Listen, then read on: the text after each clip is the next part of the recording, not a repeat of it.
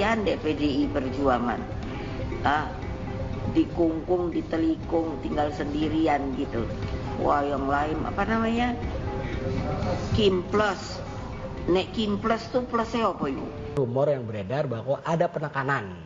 Siapa yang menekan? Nah, yang menekan itu siapa? Pasti yang punya kekuasaan. Siapakah itu? Ya, siapa lagi kalau bukan Pak Jokowi kan? Itu sudah confirm. Hari ini PKB belum membuat keputusan sebenarnya. Kami sampai sekarang masih berpikir bila mana kemudian PDIP bisa bergabung memberikan dukungan kepada Pak Anies.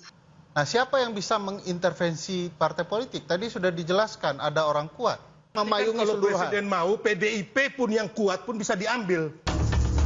Saya menyatakan pengunduran diri sebagai Ketua Umum DPP Partai Golkar. 20 Agustus kita rencanakan pembukaan Rapimnas, 20 Agustus malam kita rencanakan pembukaan Munas ke-11 Partai Golkar.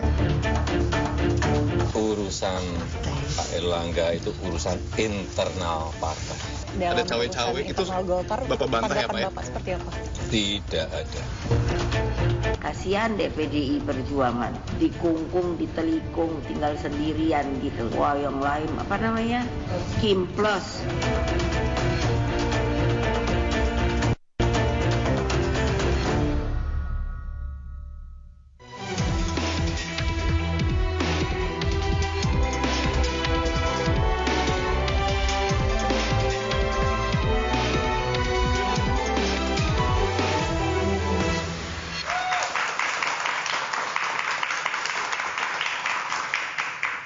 Selamat malam pemirsa, dinamika politik jelang pilkada mulai menyala. Mesin politik pun juga dipanaskan oleh masing-masing partai.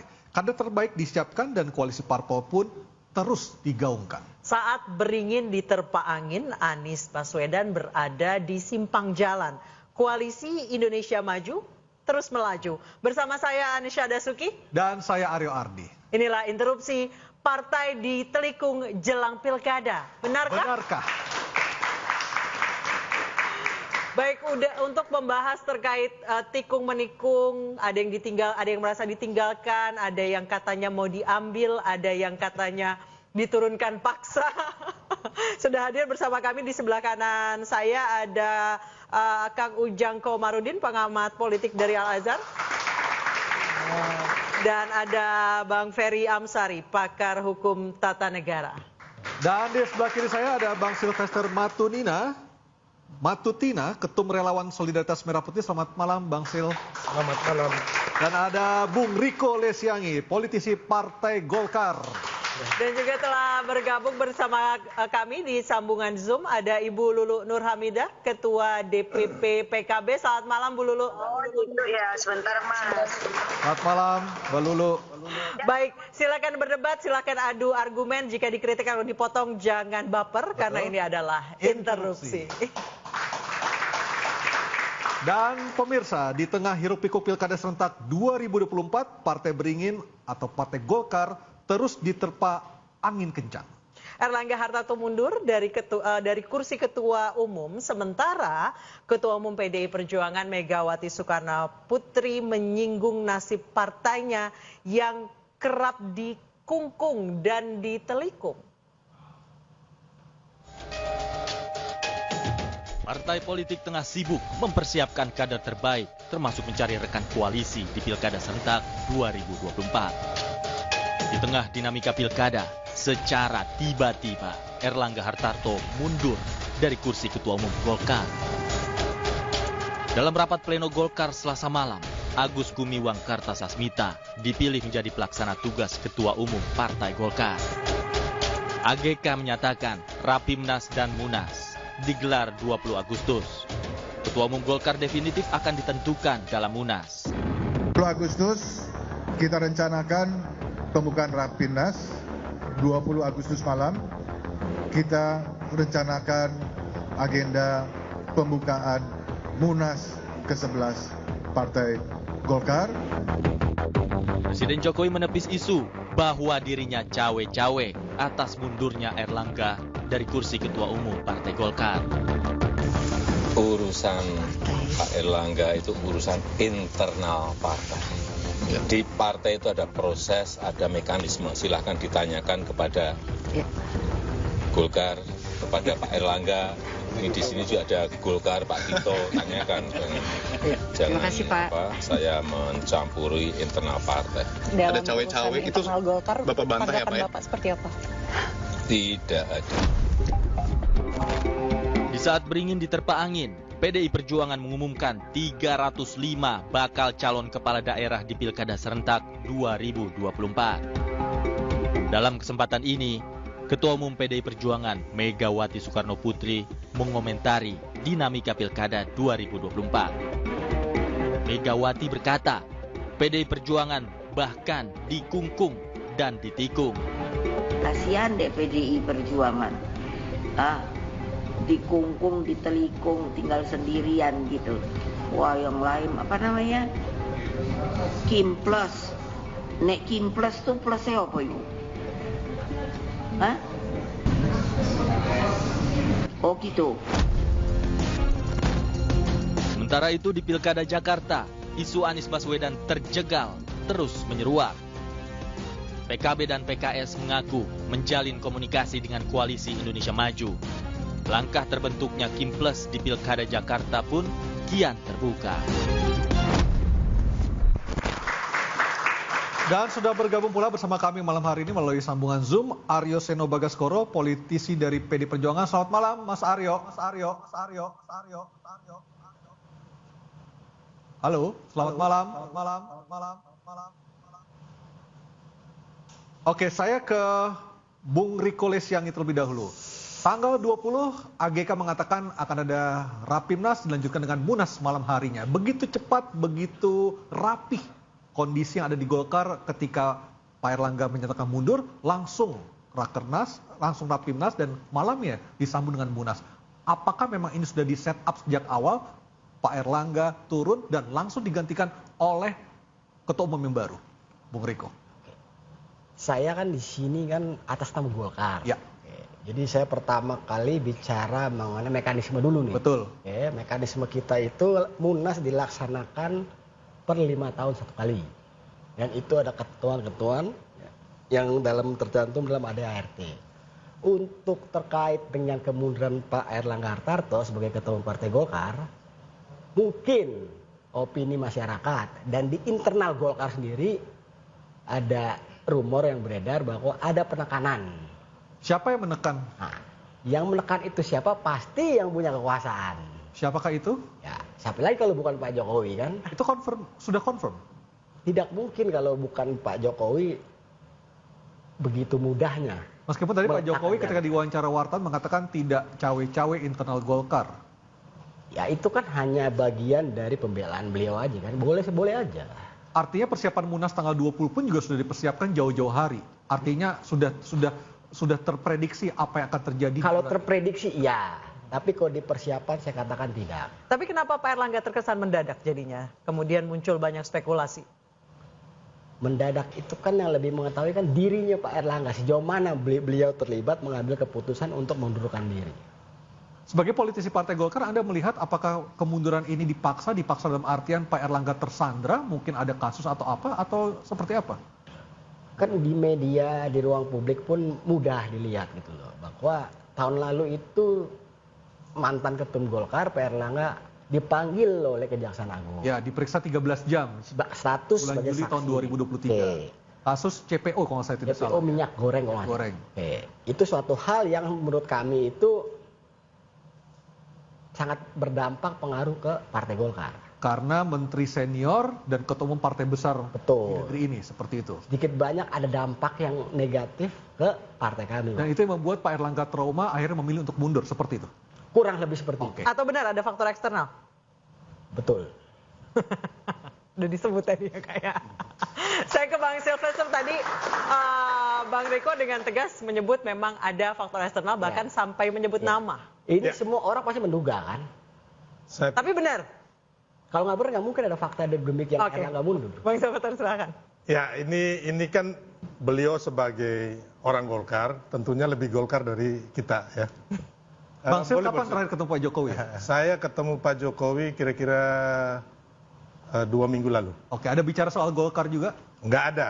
Oke.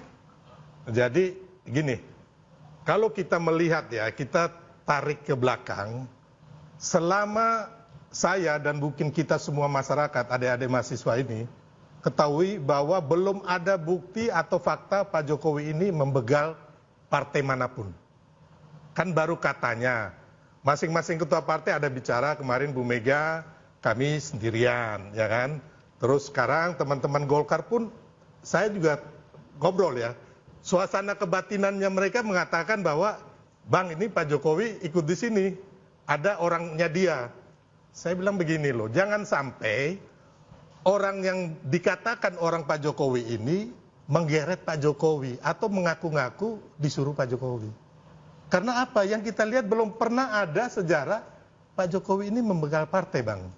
Dan juga tetapi faktanya ketika sebelum Pak Erlangga mundur, Pak Erlangga sempat bertemu dengan Pak Jokowi selama 2 jam. Nah, makanya itu tadi, sebelum mundur bertemu Pak Jokowi. Setelah mundur, makan bersama Pak Jokowi, duduk sebelah kanan, besoknya itu ketawa ke TV gitu loh. Tapi kan jadi gini, soal Bang. politik, apa yang terlihat oleh kasat mata itu berbeda dengan apa yang ada di belakang. Gini, oke, sekarang begini, umpama saya aja nih manusia merdeka ya, diintervensi seseorang, saya punya atasan saja, saya pasti mutung. Nggak mungkin saya, ya kan, di depan orang ketawa ke TV, nggak ada, itu nggak, Bang. Jadi memang kondisi Partai Golkar ini memang internalnya mereka, dan itu sudah lama, masalah Pak Erlangga dan perebutan kekuasaan atau gonjang-ganjing ini memang Golkar. Dari dulu kita ketahui bahwa Golkar ini apabila ada dinamika dalam hal penggantian ketua umum dan sebagainya udah hal yang biasa. Nah itu dia Bang, yang saya ketahui Partai Golkar itu setiap pergantian ketua umum pasti terjadi friksi yang terlihat ke publik. Namun ini dicitrakan baik-baik saja, berarti sebenarnya tidak baik-baik saja. Golkar itu hidup karena dinamika, ya kan? Nah, dinamika itu dinamika yang murni politik. Tidak ada yang namanya dinamika hukum, nggak ada dinamika intervensi kekuasaan, itu tidak ada. Jadi kalau kami silang pendapat, beda pilihan, itulah Golkar, dinamika. Oke. Saya ke PDIP dulu, sudah ada Aryo Seno Bagaskoro, politisi PDI Perjuangan. Selamat malam, Mas Seno. Halo. Halo, selamat malam. Ya, suaranya masih kecil ya Mas Seno. Saya ingin bertanya satu hal.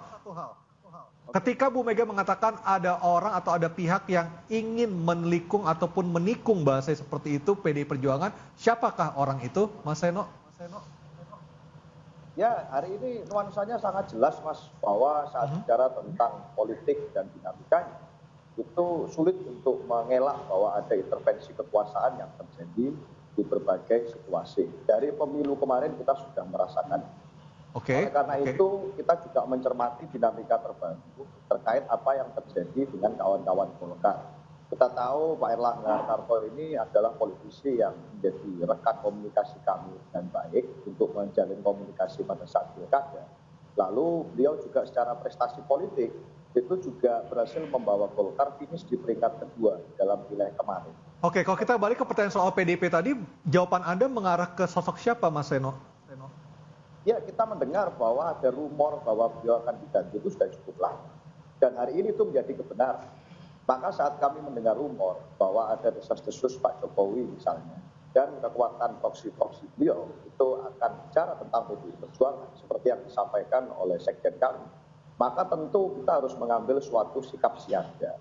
Tidak bisa PDI Perjuangan dilakukan langkah-langkah yang memotong kedaulatan, karena kami partai yang sah, kami partai yang taat hukum, kami partai yang digembleng oleh sejarah, mengalami fase sejarah yang begitu berat pada saat kita dulu. Mas Seno, kata Pak Sekjen mengatakan bahwa ada satu nama, tapi kata Ibu Puan tidak ada katanya, nggak ada. Jadi yang benar yang mana? Nggak ada itu artinya siapapun yang mau mencoba itu, nggak ada kesempatan untuk bisa melakukan itu di PDI Perjuangan. Siapapun itu orang yang disuruh, siapapun kekuatan di baliknya, kalau sudah bicara tentang kedaulatan kami, itu kami pastikan tidak ada yang bisa melampaui batas itu. Kecuali memang adalah bagian dari mekanisme internal kita. Kalau tidak ada. Orangnya tidak bisa masuk ke dalam situasi tersebut. Kita harus pasang kesiagaan penuh untuk. Baik, saya ke Kang Ujang. Kang Ujang melihatnya ini memang ada upaya pembegalan partai demi pilkada atau bagaimana? Ya, saya jelaskan dulu gini, Mbak Anissa ya. Kalau kita lihat Ketua Umum Golkar itu kalau mau jadi Ketua Umum ada 3 syarat. Yang pertama, dia harus punya posisi atau punya jabatan, penting.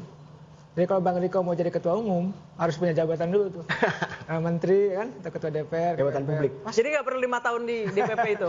Ya, yang kedua itu izin dan restu RI 1. Tidak ada Ketua Umum Partai Golkar, saya katakan, saya tegaskan secara jelas gitu ya, pasca reformasi yang tidak mendapatkan restu dari RI 1. Ini dulu, ini poin penting nih, yang kedua. Yang ketiga, ini persoalan logistik yang besar. Nah, tetapi kalau dia dapat restu RI 1, maka logistik itu akan mengalir. Nah, apa kaitannya dengan pergantian, katakanlah, di Golkar? Ini menarik. Karena siapapun ketua umumnya yang dia katakanlah orangnya RI 1, restu RI 1, maka pasti akan mudah diintervensi oleh RI 1. Saya masih ingat di kita ya, ketika pertarungan antara Pak Novanto dengan Pak Ade Komarudin. Pak Jokowi, RI 1 posisinya ke Pak Novanto. Pak JK posisinya ke Pak Ade Komarudin. Ini jelas nih, ya kita aja. Nah, siapa yang menang? Ya pasti RI 1, yang didukung RI 1, Pak Novanto. Nah, dalam konteks itu saya mengatakan, jadi mau bilang apapun ya, kalau mohon maaf katakanlah selama pola ini masih terjadi, maka intervensi itu akan bisa dilakukan kapanpun. Tapi kenapa harus intervensinya saat ini? Kenapa nggak nunggu bulan Desember misalnya? Ya 2 bulan lagi mau beres. Dan saya katakan Bang Riko begitu hebat dan gagahnya mengatakan langsung Pak Jokowi. Sedangkan di saat yang sama tidak ada petinggi Partai Golkar yang berani mengatakan itu. Dan bahkan bilangnya baik-baik saja katanya. Bahkan Pak Jokowi juga mengatakan dia tidak cawe-cawe. Tadi ada statementnya ya. Nah, konstruksinya begini kalau saya jelaskan. Nah, tadi saya mengatakan yang kedua, ini persoalan pilkada. Saya salah satu lembaga yang diminta Golkar untuk survei objektif elektabilitas. Jadi kami survei 1, sekarang sudah survei 2, nanti survei ketiga. Nah, di survei 1 ini semua rapih, tertata, siapa yang memiliki elektabilitas tinggi, dia punya potensi untuk didukung. Maka sudah banyak calon-calon yang sudah diberikan rekomendasi B1KWK namanya. Ada juga yang belum.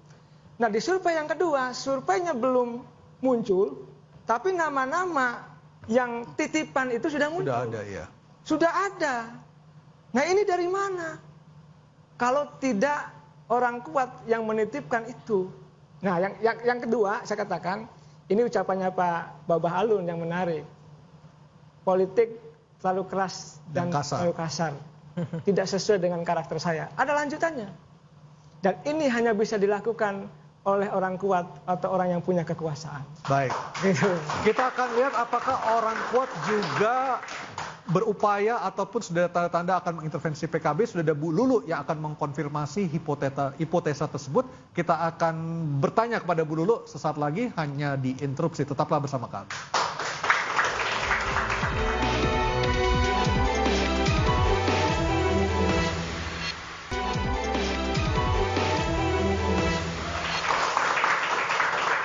Kembali diinterupsi pemirsa, saya langsung ke Ibu Lulu. Bu Lulu, ini nampaknya PKB tidak lagi dukung Pak Anies Baswedan di Jakarta. Bergabung dengan Kim Plus Plus katanya. Ini udah pertanyaan ya. Sampai hari ini PKB belum membuat keputusan sebenarnya. Karena seperti yang saya sampaikan beberapa bulan yang lalu dan itu tidak berubah. Yang pertama PKB memang tidak punya golden ticket. Kemudian kita memang belum punya sepemahaman dengan PKS kalau terkait dengan calon wakil gubernur.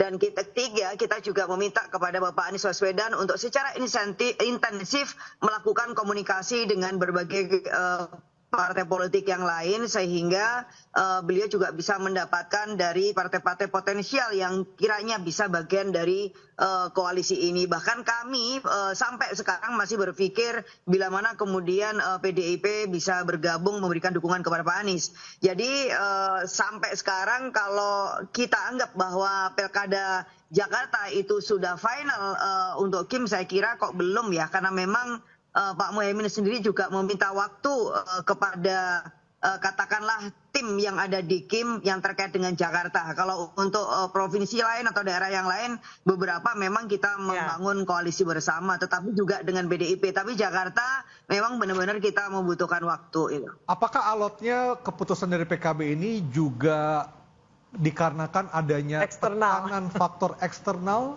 Bu Lulu Nurhamidah? Iya, mungkin ada kawan kami ya yang mengatakan tidak ada, tetapi ini kan rasa-rasanya juga akan kayak seperti hantu gitu, jadi nggak kelihatan tetapi bisa dirasakan. Jadi, oke, konkretnya yang Mbak Lulu yang ini adalah suatu nuansa. Konkretnya yang Mbak Lulu tangkap nuansa dan jadi, rasanya itu konkretnya seperti apa, Mbak Lulu? Ya, kalau saya secara pribadi, kenapa saya gini? Kenapa kemudian saya beberapa waktu terakhir ini selalu mengatakan tolong jangan sampai ada calon tunggal untuk Jakarta. Juga di daerah-daerah yang lain, karena ini akan menjadi satu kemunduran demokrasi dan ini juga akan membuat demokrasi menjadi sangat tidak sehat. Itu artinya semua pihak yang kiranya melakukan upaya-upaya untuk bisa mendorong hanya ada calon tunggal itu sebaiknya untuk bisa dikoreksi dari sejak sekarang. Nah, inilah kemudian yang saya tangkap sebagai sebuah nuansa, apapun motifnya dan namanya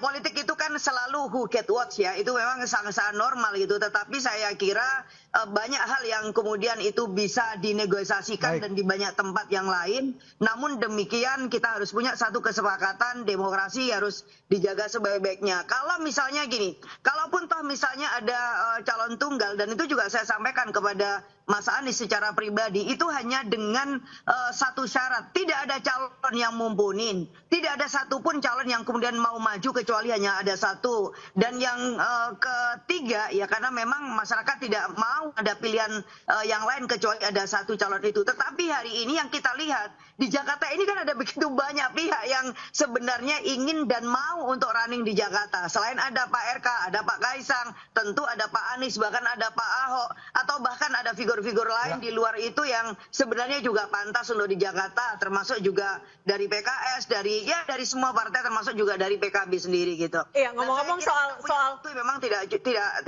pendek ya. Berbicara soal gangguan dari faktor eksternal, Golkar kemudian mundurnya Pak Erlangga. Bu Megawati kemarin mengatakan bahwa ada yang mau ngambil alih partai. Ini kalau PKB kayaknya digoyangnya dengan konflik kamar dengan NU ya. Berbicara soal cewek-cewek, kita saksikan pernyataan dari Muhaimin Iskandar. Ya, masyarakat sudah bisa menilai. Ada keinginan nafsu dari beberapa gelintir orang di PBNU untuk cawe-cawe ke PKB. Perlu saya sampaikan, tegas, kita punya konstitusi. Mari kita gunakan hak konstitusi masing-masing. Pakai undang-undang partai politik, pakai undang-undang ormas. Saya minta kalau ada yang macam-macam, kembali ke konstitusi.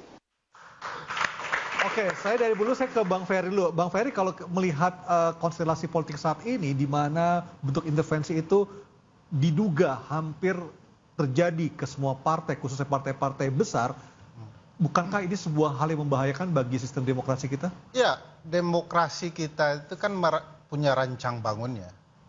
Masing-masing partai itu punya kemandiriannya berpolitik. Tercermin dalam ADART. Ya, tidak hanya di dalam ADART partai, di dalam berkonstitusi pun ada 6 kata partai politik yang menggambarkan betapa merdekanya partai politik itu.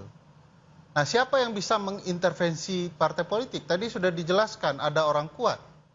Dalam sistem ketatanegaraan, terutama dalam sistem presidensial, orang kuatnya sudah bisa dibaca. Orang kuat di dalam sistem presidensial satu, yaitu presiden. Siapa yang bisa membatasi presiden? Tidak ada, tidak lain, tidak bukan adalah konstitusi. Ya. Nah, kalau presiden mengangkangi konstitusi, selesai masalah. Presiden sudah jadi raja. Dalam teori yang disampaikan oleh Nustad bahwa presiden itu adalah raja yang dibatasi konstitusi. Kalau konstitusinya diabaikan, sudah jadi raja dia.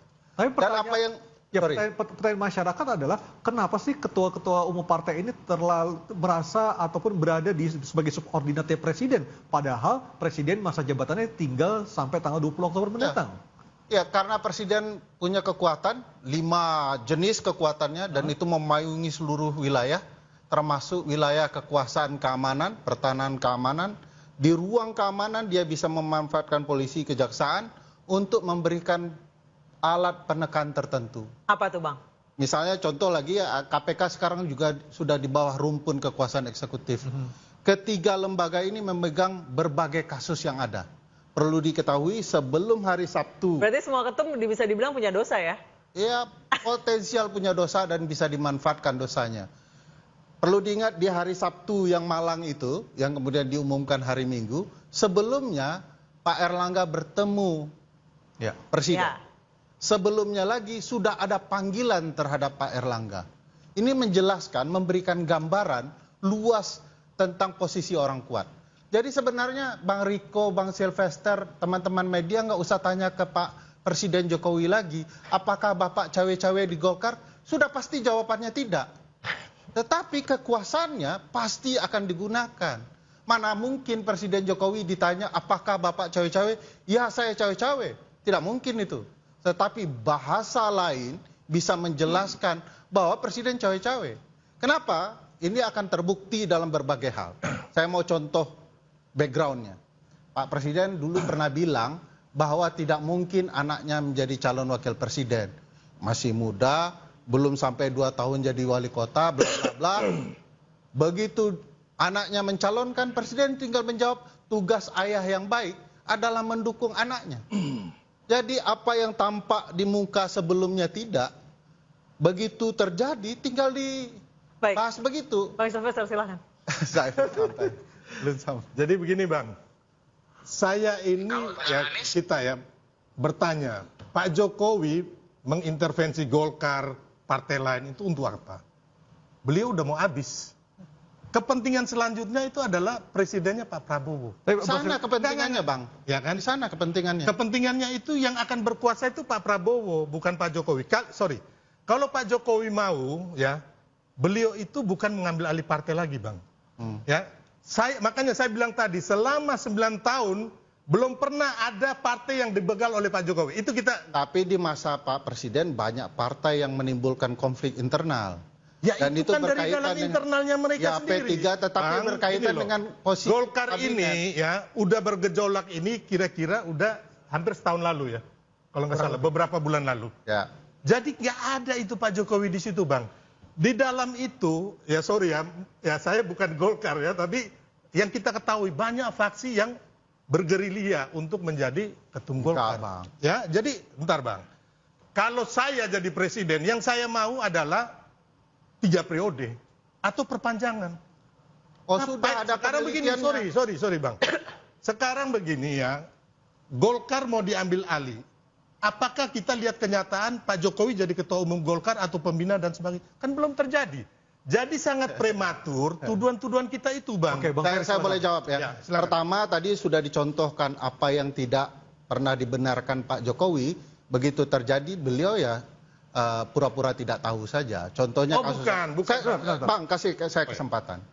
Nah, dalam konteks Golkar, di sanalah kebutuhan orang kuat ini yang dalam waktu 1,5 bulan lagi akan menjadi lemdak. Dia kehilangan powernya tepat jam 10-20 Oktober nanti. Nah, dia membutuhkan perahu besar untuk bertahan dalam pertarungan politik di kemudian hari. Untuk mengawal anaknya, untuk kepentingan politik masa depan. Perahu yang namanya PDIP tidak mungkin dia dapatkan. Karena sudah pasti ini akan dipertahankan Bu Megawati. Dia butuh perahu besar kedua, yaitu Partai Golkar. Dan Partai Golkar akan menentukan biduk berbagai kebijakan ke depan. Bayangkan kebutuhan Pak Jokowi terhadap partai ini di masa depan. Itu sebabnya ada upaya pengambil alihan. Sebab tidak mungkin Golkar yang diisi oleh partai orang politik yang cermat akan membiarkan partainya dipaksa melakukan munaslup. Waktunya tinggal sedikit lagi. Kenapa tidak tunggu Desember? Bukankah November adalah bulan penting bagi setiap partai? Kenapa tidak diselesaikan? Bukankah Pak Ketua, Pak Erlangga adalah orang yang berhasil 102 kursi? Kenapa tidak seluruh orang Golkar menunggu bulan November? Karena kebutuhan Presiden Jokowi adalah sebelum 20 Oktober. Di sana alasannya. Ya, jadi gini, Abang kan tadi bilang ya, Presiden ini bisa mengambil alih partai manapun. Itu teori yang abang bikin. Ya, tapi Karena ada tak 5 mungkin faktor. partai kecil. Sorry. Saya ngomong dulu bang. Karena abang bilang tadi ada 5, kepolisian, kejaksaan, dan lain-lain. Enggak, lima itu saya jelaskan. Ya, oke. 5 dulu kekuasaan di eksekutif, kekuasaan di legislatif, bahkan presiden sangat powerful membentuk undang-undang, kekuasaan berkaitan yudikatif, pengangkatan seluruh hakim, pertahanan, keamanan, dan luar negeri. Ini Berarti memayungi kan kalau seluruh hal. presiden mau, PDIP pun yang kuat pun bisa diambil. Karena dia pemegang kekuasaan. Ya, Itu kan sangat teori, mungkin, tetapi kan PDIP lebih kompak daripada Golkar. Enggak juga, kalau umpama saya presiden, kalau saya mau ambil alih itu bisa saya lakukan. Anda akan menemukan tantangan yang luar biasa dan disadari presiden di sana. Itu belum terbukti. PDIP punya karakter yang berbeda dengan Golkar. Belum ada terbukti bang, Pak Jokowi ini mengintervensi atau membegal partai. Ya ini yang saya mau buktikan. Jangan asumsi abang Saya ini. membuktikan sederhana. Nanti sebelum ini sudah direncanakan. Jangan nanti kita ngomong saat sekarang, ini. Ya. Sekarang itu berkaitan dengan nanti. 10 tahun lagi Bang, sabar. Kita udah sabar. jadi Tenangkan diri ya bang. Ya. Pertama saya mau menjelaskan begini. Bahwa proses ADART Partai Golkar yang mau diambil alih sangat ditentukan reshuffle kabinet ke depan. Kita akan buktikan kalau terjadi reshuffle di Kementerian Hukum dan HAM yang mengendalikan pentingnya SK dan ADART Partai Golkar, maka ini sudah terencana semua. Begini. Kalau seandainya presiden masuk ke dalam tubuh Golkar maupun keluarganya, ini membuktikan lain. Saya ingin mendengar ketika itu terjadi, Bang Sylvester mau ngomong apa lagi gitu. Ya kalau itu terjadi saya percaya abang, tapi sekarang belum terjadi. Gini bang. Nah dulu jangan abang sampai kita prank dari orang-orang yang menyusun strategi situasi seolah-olah Golkar diambil. Ya kan, habis itu ada reshuffle. Ini ada kejadian, Bang. Ada orang yang memainkan ini, saya tahu siapa orang itu. Siapa? Ya saya nggak bisa mengatakan. Ya kan, orang itu yang sebut ini, ya, yang akan menjadi ketua umum Golkar. Tapi menurut saya orang ini kapasitasnya juga enggak. Dia menyebut Pak Jokowi. Jadi gini, Bang Sylvester lucu, saya dilarang ngomong nanti, tapi dia ngomong nanti. Boleh. Gini. Enggak ya, saya tarik ke belakang. Orang ini yang mewacanakan perpanjangan. Gak apa-apa, Bang Sylvester sebut saja. Kayaknya sudah banyak namanya di media. Yang mengatakan perpanjangan masa jabatan presiden. Tapi kan nggak terbukti, termasuk 3 periode. Saya ini Bang, saya ini yang deklarator tegak lurus Jokowi bersama 400 Kalau orang soal relawan. 3 periode itu saya bisa membuktikan itu. Oke, Bang Ferry, Bang Sylvester.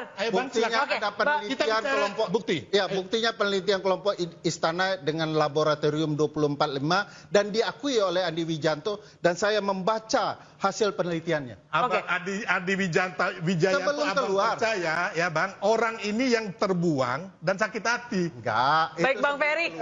Bang Ferry, Bang Sylvester. 2014 sama mereka. Daripada gibahin Golkar, ada orang Golkarnya. Kita konfirmasi langsung. Silakan Bang Riko. Oke, yang pertama saya mau luruskan yang pernyataannya Bang Ujang itu yang ada 3 modal ya. Untuk menjadi ketua umum. Oke. Yang nomor poin kedua saya perlu luruskan bahwa betul Golkar itu dekat dengan kekuasaan. Nah, untuk proses pemilihan calon ketua umum dan ditetapkan sebagai ketua umum Partai Golkar itu ada persyaratan yang tertulis dalam ADART kami gitu. Oke. Dengan yang terbungkus dalam satu wadah namanya konstitusi partai. Ya kan? Jadi siapa yang ingin maju, baik itu kader dari internal Partai Golkar ataupun dari eksternal Partai Golkar, itu harus sesuai memenuhi persyaratan konstitusi. Oke, kita lihat apakah orang yang disebut-sebut akan menggantikan Pak Erlangga sebagai ketua umum definitif Partai Golkar telah memenuhi ADART Partai Beringin tersebut. Atau ADART yang akan digoyang. Kita saksikan saja, sudah tetap diinterupsi.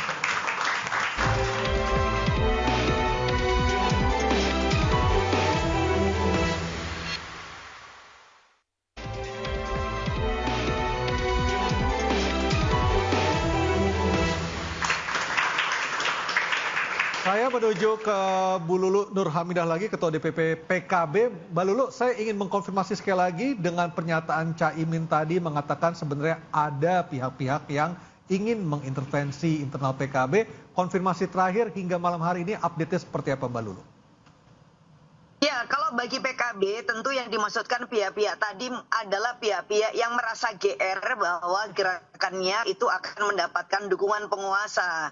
Jadi kalau tadi teman-teman mengatakan bahwa ada kemungkinan unsur-unsur penguasa yang udah campur tangan di partai, katakanlah di Golkar misalnya, nah ini sebaliknya di pihak kami, jadi kami melihat bahwa mereka yang mencoba melakukan cawe-cawe kepada PKB atau ngurusin PKB itu merasa GR akan mendapatkan. Artinya mereka itu orang dekat ya, bukan orang jauh ya?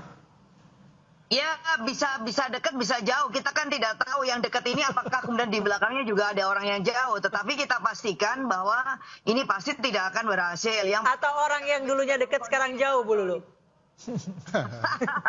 Ya tentu saja bisa jauh sekali, karena kalau dekat itu pasti udah berdarah-darah, berkeringat-keringat dan ikut berjuang untuk bisa memenangkan PKB. Jadi hari ini kemenangan PKB itu tidak ada keringat yang mereka keluarkan untuk kita. Jadi kita anggap ya itu pasti jauh lah ya. Jadi ini adalah penilaian yang fair. Nah, saya mau sampaikan bahwa PKB itu dalam kondisi yang sangat solid.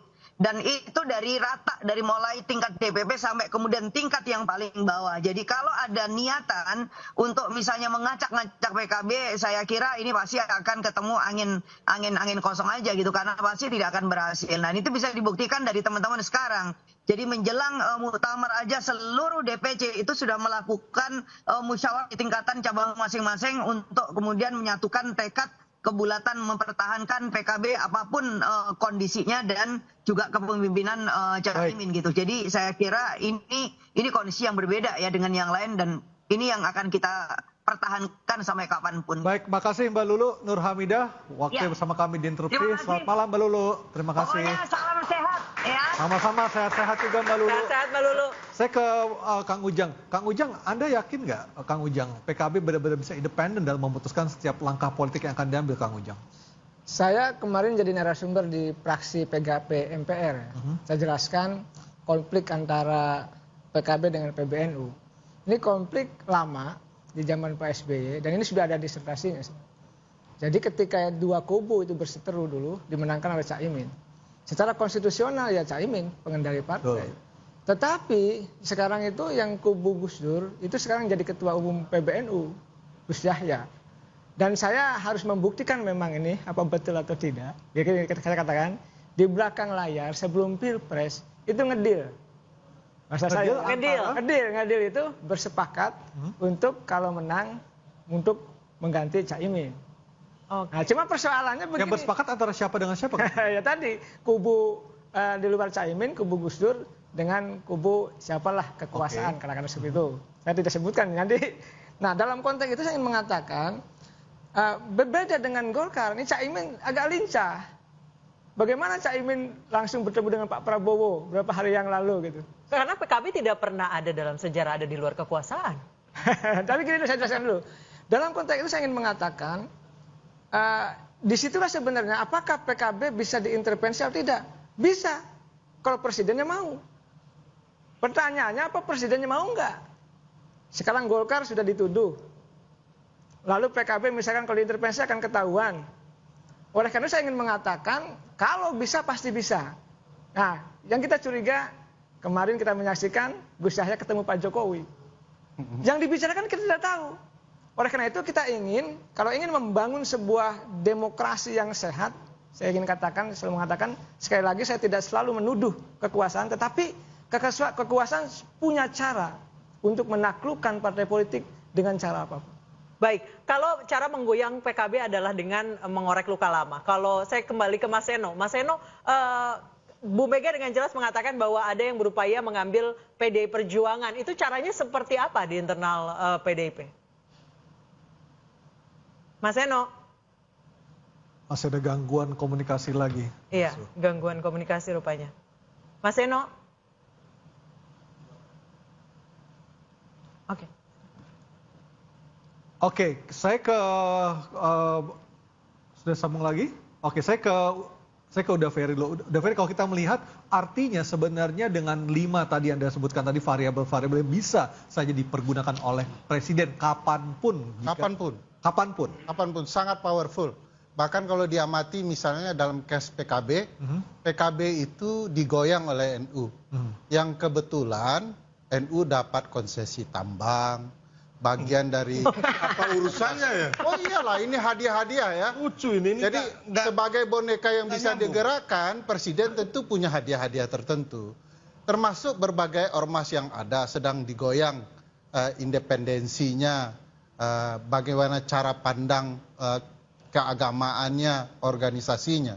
Presiden menuntaskan semuanya. Saya menyebutnya dalam satu media disebut sebagai politik sapu bersih Presiden Jokowi, dan itu dilakukan menjelang tahun sangat penting peralihan kekuasaannya.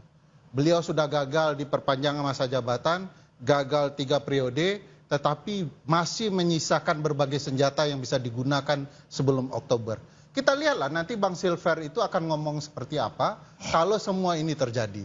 Saya yakin beliau ini orangnya jujur, tinggal kita menunggu berani nggak ngomong kejujuran ini sekarang atau besok setelah kejadian. Kalau setelah kejadian ya biasa saja ngomong soal jujur. Karena teman-teman politisi pasti bilang ya itulah yang sedang terjadi. Tapi kita melihat indikasi ini mengarah ke sana. Dan ini bukan sekali dilakukan Presiden Joko Widodo.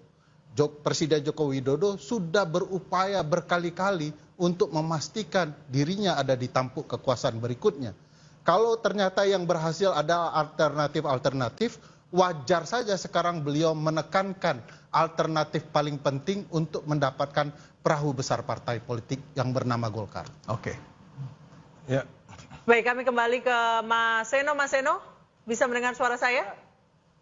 Bisa Pak, bisa. Gimana? Baik, Mas Seno tadi PKB digoyangnya dengan cara mengorek luka lama dengan konfliknya dengan NU. Golkar, Erlangga Hartarto dalam tanda kutip dipaksa mundur. Kalau dengan PDIP gimana caranya? Ya satu desas-desus itu terus muncul dan kami mendengarkannya dari berbagai sumber. Sehingga tentu kalau ditanya kenapa Bu Mega menyampaikan dengan begitu tegas dan keras kemarin, karena kami nggak mau ada politik selintat-selintut, seakan-akan tidak ada, hanya sekedar kabar angin, tiba-tiba terjadi itu penggoyangan-penggoyangan kepada kami. Kami partai yang dididik oleh sejarah, oleh karena itu disampaikan dengan begitu jelas, kalau sampai ada yang begitu lagi, kita tidak akan tanggung-tanggung, kita siap siaga untuk menjaga kedaulatan partai.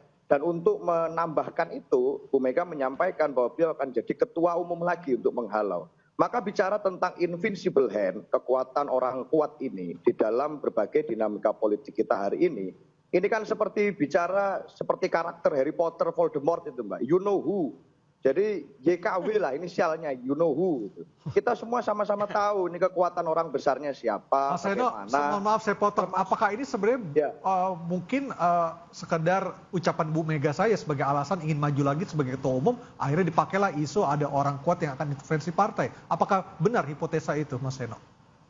Oh tidak, tentu saja begini. Persoalan kasus tentang kemunduran Pak Erlangga itu kan juga dulu juga desas-desus.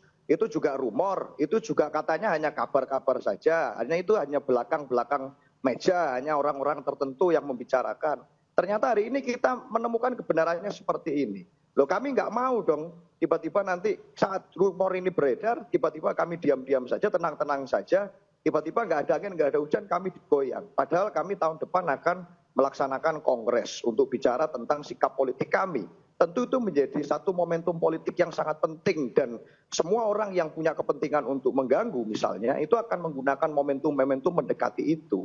Jadi hari ini kami lakukan itu. Kalau bicara pilkada, kami juga di banyak daerah berusaha untuk dilakukan suatu intervensi agar PDI Perjuangan tidak bisa mengajukan calon, agar tidak bisa melakukan langkah-langkah politik, agar PDI Perjuangan nama-nama kader kami di momentum yang serentak tiba-tiba banyak sekali yang harus berhadapan dengan kasus pemanggilan secara hukum. Ini semua kan yang nampak dan itu bisa dibaca di berbagai komentar masyarakat. Seakan-akan kami jadi partai yang sedang ditarget. Jadi ini terjadi betul, kita rasakan nuansanya, tapi sekali lagi jadinya ini invisible hand, you know who. Kabarnya ada di mana-mana, apa yang menjadi langkah-langkahnya terasa di kami. Tetapi tentu saja kami harus mengambil satu langkah preventif, satu langkah untuk membarikade partai kami. Karena kita tahu saat PDI Perjuangan digoyang, dicawe-cawei pada saat Orde Baru dulu, yang terjadi adalah sebaliknya. Bukan penguasa mendapatkan apa yang ia mau, yang terjadi kuda tuli. Gerakan kepartaian keseluruhan partai menyatu dengan gerakan rakyat. Jadi sebaiknya Kalau memang tidak ada rencana itu dari para penguasa, ya itu hal yang baik, sebaiknya tidak dilakukan kepada PDI Perjuangan. Itu, Mas. 2 bulan jelang pergantian kekuasaan, semua friksi di internal partai ataupun politisi yang kemudian dipanggil oleh penegak hukum, itu disebutnya adalah ulah you know who. Kita akan bahas usai jeda, tetap bersama kami di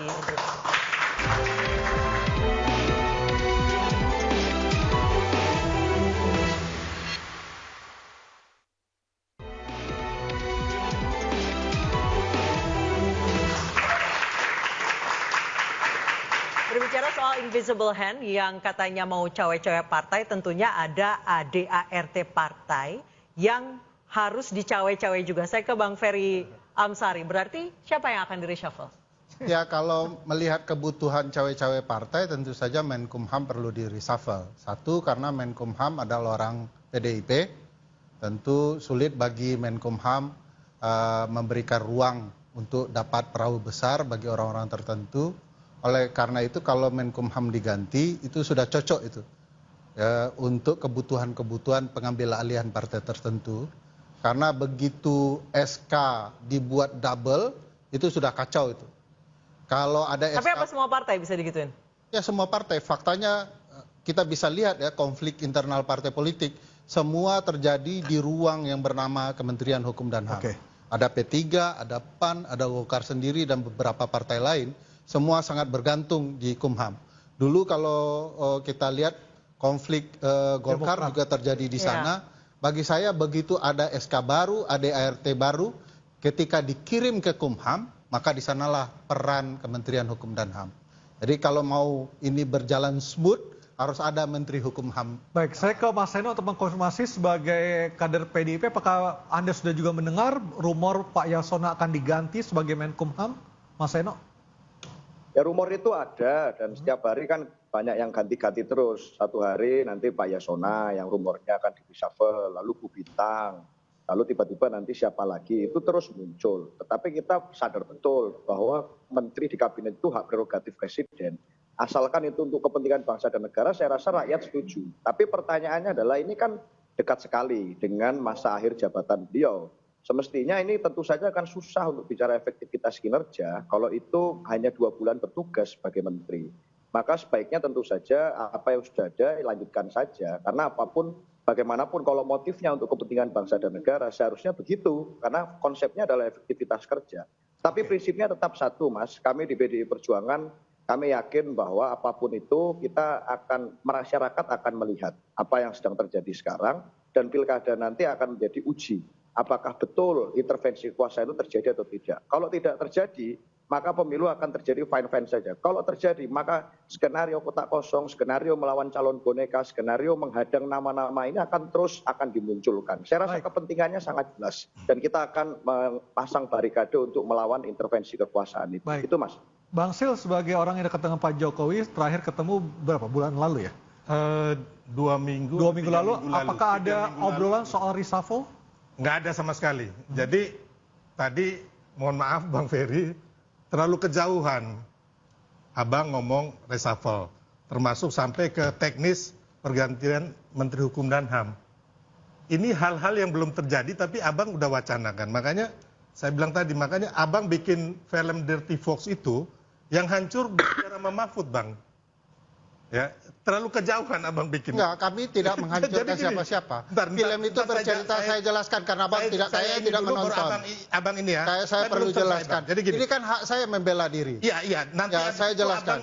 Oke, silakan. Saya ngomong dulu ya. Singkat saja Bang Sil ya. Jadi begini, terus yang Abang bilang tadi, Pak Jokowi nggak berhasil di perpanjangan dan 3 periode. Saya kasih tahu Abang, Pak Jokowi nggak mau, Bang. Ya, loh. Dan memang kenyataan kan nggak jadi. Kalau penelitiannya orang istana kok. Orang istana siapa? Abang sebutin, saya kenal semua. Ya, laboratorium 245 itu kan semua orang istana. Siapa orang istananya? Ada Jales Wari, ada Sigit. Sigit siapa? Mas Sigit PNI. Mantan sekarang KSP. Sigit Pamungkas. Jadi aku kasih tahu Abang ya. Itu kan orang-orang yang dekat. Yang tadi Pak Jokowi bilang mau menjilat dan menampar. Enggak, masih di istana sampai sekarang? Iya, maksudnya ya Pak Muldoko masih di istana juga mau ambil alih Demokrat. Dan orang berpikir bahwa itu restu Pak Jokowi. Sekarang maksud saya begini loh Bang. Yang 3 periode sama perpanjangan itu kan isu yang dibikin orang lain akhirnya ada diamplifikasi sama orang-orang Pak Jokowi. Termasuk Pak Luhut, Bahlil, teman-teman Uce dan sebagainya. Dan Pak Jokowi nggak mau itu, bukan nggak berhasil. Abang tadi bilang ada 5 parameter yang tadi itu, presiden itu bisa melakukan semua hal. Kalau dia mau kan dia bisa lakukan itu 3 periode sama perpanjangan. Kan masih ada. Dan sampai saat ini Bang, saya tekankan sekali lagi, tidak ada pembegalan partai selama Pak Jokowi memerintah hampir 9 tahun ini. Kang Ujang yakin dengan pernyataan dari Bang Silvester tadi tidak ada pembegalan partai? Kalau saya merasakan ada. Kenapa? Ada yang mana Bang? Partai berkarya bagaimana dipecah. Ya kan sangat jelas. Golkar bagaimana jadi 2. Zaman Pak Agung Laksono, ya kan, dengan Pak Ical. Saya tahu persis kok. Saya meneliti tentang partai-partai politik, termasuk skripsi saya, tesis saya, dan disertasi saya. Dan itu membuktikan kalau saya mengatakannya, ada termasuk, mohon maaf kalau bicara tadi hari ini, Bang Riko pun tadi mengatakan, bayangkan, orang Golkar tidak berani, Bang Riko mengatakan, Presiden. Itu sangat-sangat clear bahwa apa yang terjadi saat ini adalah ada bagian intervensi itu. Dan sebenarnya saya katakan, saya bolak-balik tuh ke DPP Golkar. Tidak ada yang ngomong, ini orangnya presiden dan sebagainya. Tetapi saya merasakan itu, ruang-ruang sudut-sudut Golkar itu ada intervensi itu gitu loh. Dari internal? Saya meyakini, tapi dari eksternal dong. Eksternal disusupi ke internal. Minta ya, secara teknis, Kang Ujang bisa gambarkan Pak Jokowi membegal berkarya itu bagaimana caranya? Kalau Anda punya teori itu. Gini Bang, saya jelaskan ya. Ketika partai, katakan semua partai yang dianggap adalah berseberangan dengan kekuasaan, ya termasuk partai berkarya, kan dulu Golkar juga di bawah Pak Ical itu kan tidak mau ikut bergabung gitu kan. Lalu kata partai Demokrat itu juga oposisi gitu. Itu apa? Ini untuk katakanlah melemahkan partai politik dalam konteks itu. Makanya pasti dalam kalau bahasa saya akan dikerjai. Oleh karena itu tidak aneh dan tidak heran kalau dalam teori, maka kekuatan-kekuatan oposisi ini yang kadang-kadang menyerang pemerintah, ini pasti akan dipreteli satu demi satu. Itu teori yang sebenarnya sangat sederhana yang kita tidak bisa bantah. Oleh karena itu saya meyakini dari sudut pandang politik gitu ya, saya meyakini begitu ya, bahwa kekuasaan selalu akan tadi ya melemahkan pihak-pihak yang berlawanan kira-kira. Oke, saya ke Bung Riko sebentar. Bung Riko, artinya nanti di Munas tanggal 20 sudah dipastikan Pak Bahlil akan menjadi Ketua Umum Partai Golkar berikutnya? Satu nama yang kuat betul Pak Bahlil. Memang ada nama yang lain? Tidak menutup kemungkinan di Golkar itu banyak kader yang potensial. Tapi yang akan maju, yang akan didukung oleh pemerintah siapa?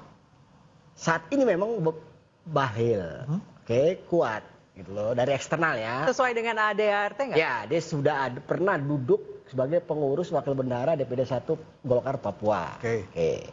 Dari kami pun pasti ada internal. Siapa saat ini memangku jabatan publik dan duduk di struktural DPP Partai Golkar. Namanya nanti saya sebutkan. Jadi akan ada berapa calon nanti di tanggal 20? Pasti ada lah. Selain Bahlil ada lagi nama calon lain. Dari internal Partai Golkar loh.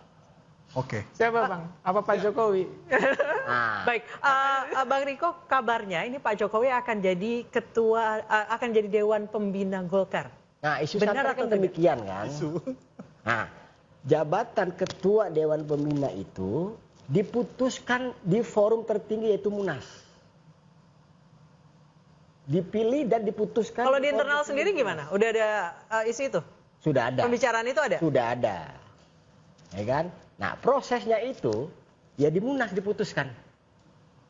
Tidak melalui surat keputusan Ketua Umum atau DPP Partai Golkar. Apakah pernah ada, seingat saya tidak pernah ada Dewan Pembina itu berasal dari luar Partai Golkar. Kalau kita melihat dari zaman Orde Baru. Betul. Di aturan kami yang namanya Ketua Dewan Pembina atau Ketua Dewan Pakar. Artinya akan ada perubahan ADART di Munas nanti? Nah, perubahan ADART itu harus ada urgensi yang tepat. Dasarnya untuk apa dirubah? Dan itu kan diputuskan kolektif seluruh peserta Munas. Tapi kalau Anda melihat kecenderungannya preferensi seperti apa? Apakah mereka akan mendukung perubahan ADART sampai sejauh ini di internal Golkar atau tidak? Kalau saya pribadi, saya yakini saya tidak akan berubah itu ADART. Oke, baik. Baik, saya ke Bang Ferry. Tadi Bang Ferry belum menjawab Bang Sylvester. Oke, waktunya sudah habis rupanya. Saat ini 2 bulan jelang pilkada serentak, The Invisible Hand, siapapun itu sedang masang bidak-bidak catur di setiap daerah. Kita harapkan bukan hanya mengakomodir kepentingan kekuasaan, tapi yang penting juga menjaga masyarakat Indonesia. Akhir kata saya Anissa Dasuki. Dan saya Aryo Ardi, Interupsi akan kembali pekan depan dengan topik yang berbeda. Tetaplah bersama kami, sampai jumpa dan selamat malam.